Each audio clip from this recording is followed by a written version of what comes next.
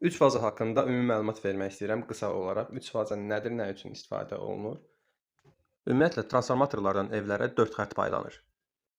Sxemdə göstərdiyim kimi 3 faza və 1 nol. Və bu xəttlərdən evə 1 faza və 1 nol gəlir. Və bu faza və nol arasında 220 volt gərginlik olur. Və məişətdə istifadə etdiyimiz bütün texnikalar demək olar ki, 220 volt gərginliklə işləyir.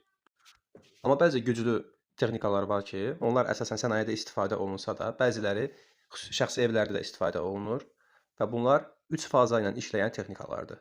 Və bu texnikaları işlətmək üçün biz transformatordan gələn hər 3 fazanı evə yönləndirməliyik. Və bu fazalar arasında gərginlik 380 volt olur. Yəni 1 ilə 2-də, 1 ilə 3-də, 2 ilə 3-də 380 volt təşkil edir.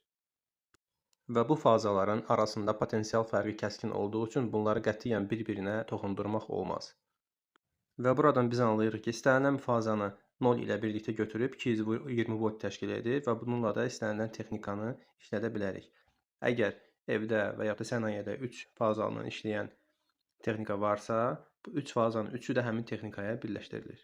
Və həmin texnikalarda şəkildə gördüyümüz kimi standart 220 voltla işləyən texnikalardan fərqli olaraq 2 klema yox, 3 klema olur.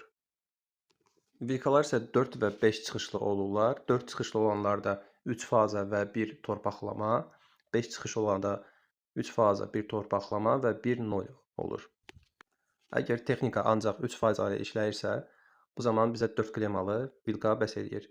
Amma bəzi texnikalar var ki, onlar həm 3 faza ilə işləyir və eyni zamanda içərisində standart 220 volt ilə işləyən detallar da var. Bu zaman 5'li vilkalardan istifadə olunur.